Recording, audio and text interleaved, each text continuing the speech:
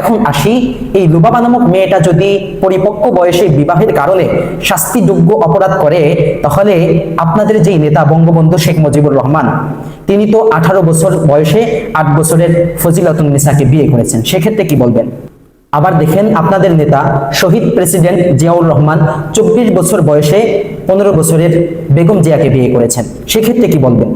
ভাই, এটা বাংলাদেশ, এখানে অধিকাংশ মানুষ মুসলমান। এই দেশে কেউ যদি মন্দ পথ থেকে ভালো পথে ফিরে আসে, তাকে বরং মিডিয়ার মাধ্যমে বাহবা দেওয়া উচিত ছিল।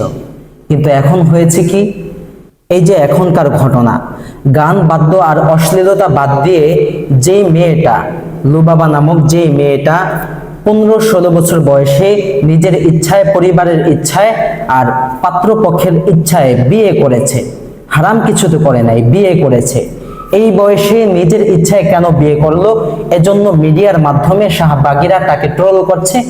আর ওই নাকি বাল্য বিবাহ করেছে, এজন্য বাল্য বিবাহের যে বাংলাদেশি শাস্তি আছে, যে 1 লক্ষ টাকা জরিমানা অথবা সর্বোচ্চ 2 বছরের কারাদণ্ড, এই শাস্তি যেন তাকে দেওয়া হয়, এজন্য দাবি তুলতেছে।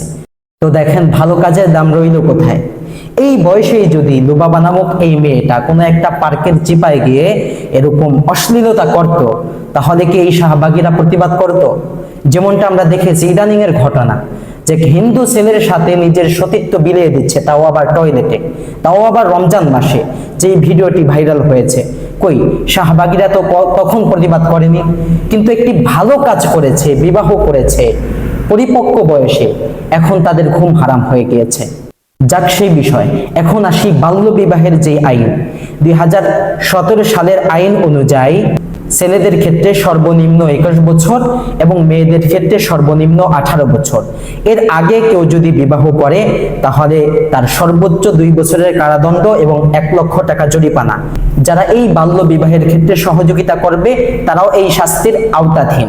এখন আসি, এই লুবাবা নামক মেয়েটা যদি পরিপক্ক বয়সে বিবাহের কারণে শাস্তিযোগ্য অপরাধ করে, তাহলে আপনাদের যেই নেতা বঙ্গবন্ধু শেখ মুজিবুর রহমান, তিনি তো 18 বছর বয়সে 8 বছরের ফজিলাতুন্নেসাকে বিয়ে করেছেন, সেক্ষেত্রে কি বলবেন? আবার দেখেন, আপনাদের নেতা শহীদ প্রেসিডেন্ট জিয়াউর রহমান 24 বছর বয়সে 15 বছরের বেগম জিয়াকে বিয়ে করেছেন, সেক্ষেত্রে কি বলবেন? আচ্ছা, বাদ দেন, এনারা তো বাংলাদেশের নেতা। শাহবাগীরা যেই দেশকে ফলো করে, অনুসরণ করে, সেই ভারতের নেতা মহাত্মা গান্ধী, তিনি 13 বছর বয়সে 14 বছরের কস্তরবা গান্ধীকে বিয়ে করেছেন, সেক্ষেত্রে কি বলবেন? আর রবীন্দ্রনাথ ঠাকুর 22 বছর বয়সে 9 থেকে 11 বছরের মৃণালী দেবকে বিয়ে করেছেন, সেক্ষেত্রে কি বলবেন? জাতীয় কবি কাজী নজরুল ইসলাম, তিনিও 25 বছর বয়সে 16 বছরের আশালতা সেনগুপ্ত প্রমীলাকে বিয়ে করেছেন, সেক্ষেত্রে কি বলবেন? আসলে আমি মনে করি, এ সকল নেতারা যে এই বয়সে বিয়ে করেছেন, এটা তাদের অপরাধ না, বরং তারা নিজের ইচ্ছায় পারিবারিকভাবে বিয়ে করেছেন, এটা একটি ভালো বিষয়। কিন্তু নিজের ইচ্ছায় পারিবারিকভাবে এই যে শুভ কাজ সম্পন্ন করা হয় আমাদের দেশে ইদানিং সময়ে, এটাকে যদি বাল্য বিবাহের শাস্তিযোগ্য আইনের মধ্যে আনা হয়, তাহলে তো আপনাদের নেতাদের বিচার আগে হওয়া উচিত ছিল। কি সেই দাবি কি শাহবাগীরা তুলেছে? তুলে নাই।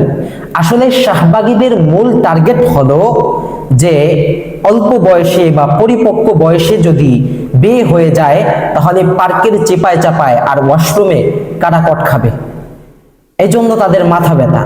এজন্য কেরিয়ারের নামে তারা নিজের সতীত্বকে 14 জন পরপুরুষের বিছানায় বিলিয়ে দিচ্ছে, অথচ যেই মেয়েটা, যেই ছেলেটা নিজের সতীত্ব রক্ষার জন্য পারিবারিকভাবে শুভ কাজ সম্পন্ন করতেছে, তাদের নিয়ে এ সকল শাহবাগীরা মিডিয়ায় তোলপাড় সৃষ্টি করে দিয়েছে। এজন্য আমরা তো মুসলমান, আমাদের উচিত হলো ভবিষ্যতে যেন এ সমস্ত শুভ কাজ সম্পন্ন হওয়ার বিরুদ্ধে দাঁড়িয়ে কেউ প্রতিবাদ না করতে পারে, ট্রোল না করতে পারে। এজন্য আমাদেরকে ঐক্যবদ্ধ স্লোগান দিতে হবে যে কথা সত্য কিন্তু মতলব খারাপ। বাল্য বিবাহ, আপনি একদম অল্প বয়সে একজন মেয়েকে বিয়ে দিয়ে দিলেন যে সংসারের কিছুই বুঝে না, দেখা যায় স্বামীর সংসারে গিয়ে সে অনেক জ্বালাতন সহ্য করবে, এটা ঠিক না। এটা অবশ্য কথা সত্য, কিন্তু মতলব খারাপ কোনটা? মতলব খারাপ হচ্ছে যখন নিজের ইচ্ছায় পারিবারিকভাবে কেউ বিবাহ বন্ধনে পরিপক্ক বয়সে আবদ্ধ হচ্ছে, তখনও এটাকে বাল্য বিবাহের আওতায় এনে তাকে ট্রোল করা হচ্ছে, তার শাস্তি চাওয়া হচ্ছে। এজন্য বুঝতে হবে যে কথা সত্য কিন্তু মতলব খারাপ।